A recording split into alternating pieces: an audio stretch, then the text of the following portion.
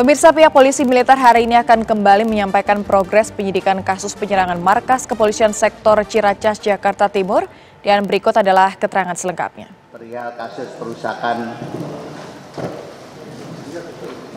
Polsek Ciracas dan sekitarnya.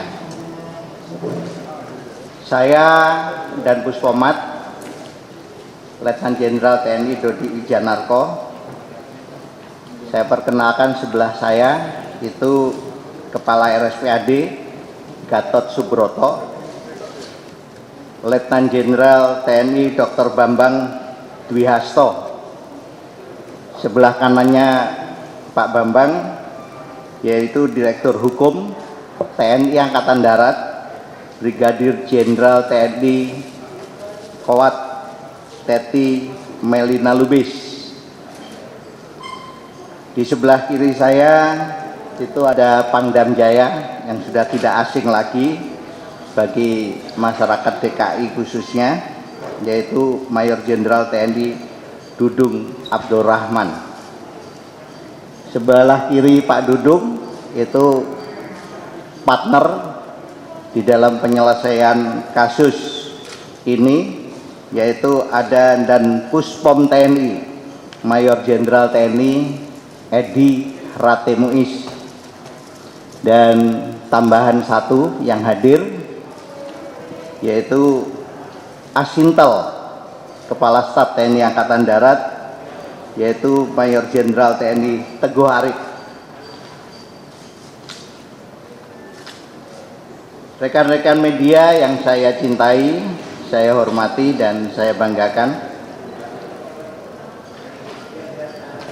setelah konferensi pers pada hari Kamis tanggal 3 September 2020 di Mabes Pomat ini, pada kesempatan ini akan kami lanjutkan menyampaikan perkembangan proses penyelidikan dan penyidikan perkara perusakan markas Polsek Ciracas dan sekitarnya yang terjadi pada hari Rabu, saya ulangi, hari Sabtu tanggal 29 Agustus 2020 sekira pukul 01.30 WIB yang diduga dilakukan oleh sekelompok oknum anggota TNI.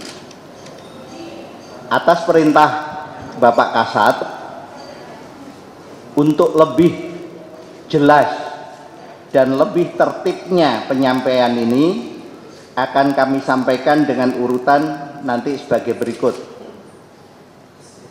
1. Untuk perkembangan penyelidikan dan penyidikan akan saya sampaikan sendiri. Untuk perkembangan pendataan kerusakan dan penggantian itu oleh Pangdam Jaya.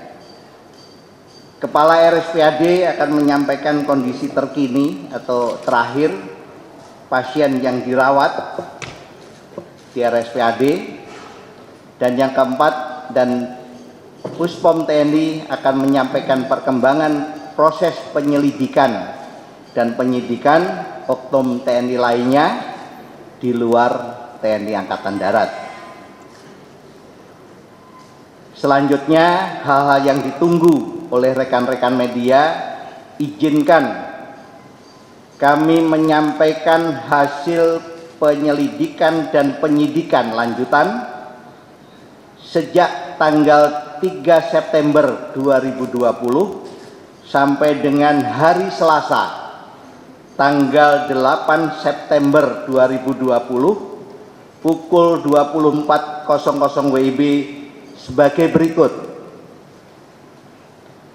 1. Yang sudah dilakukan pemeriksaan sebanyak 81 personil, terdiri dari 34 satuan. 2. Yang sudah dinaikkan statusnya menjadi tersangka dan ditahan sebanyak 50 personil. 3. Dilakukan pendalaman sebanyak 3 personil. 4. 23 personil sementara dikembalikan ke kesatuannya karena murni hanya sebagai saksi. Proses penyelidikan dan penyidikan masih terus berjalan sesuai dengan ketentuan hukum. Rekan-rekan media sekalian yang saya hormati, terhadap Prada MI pada hari Jumat tanggal 4 September 2020 sekira pukul 11.30 waktu Indonesia bagian Barat telah selesai menjalani perawatan di Rumah Sakit Tentara Ridwan Maureksa Kodam Jaya. Selanjutnya langsung diserahkan ke penyidik Detasemen Polisi Militer Jayakarta II Cijantung Pomdam Jaya. Setelah dilakukan pemeriksaan secara maraton oleh penyidik, maka pada tanggal 5 September 2020 statusnya ditetapkan sebagai tersangka dengan tuduhan pasal yang dilanggar sebagai berikut. Pasal 14 ayat 1 junto ayat 2 Undang-Undang Nomor 1 Tahun 2048. Saya ulangi, 1948 tentang peraturan hukum pidana yang berbunyi: 1. Barang siapa dengan menyiarkan berita atau pemberitaan bohong sengaja menerbitkan keonaran di kalangan masyarakat dihukum dengan penjara setinggi-tingginya 10 tahun. 2. Barang siapa menyiarkan suatu berita, mengeluarkan pemberitahuan yang dapat menerbitkan keonaran di kalangan masyarakat, sedangkan ia patut menyangka bahwa berita atau pemberitahuan itu adalah bohong, dihukum penjara setinggi-tingginya 3 tahun.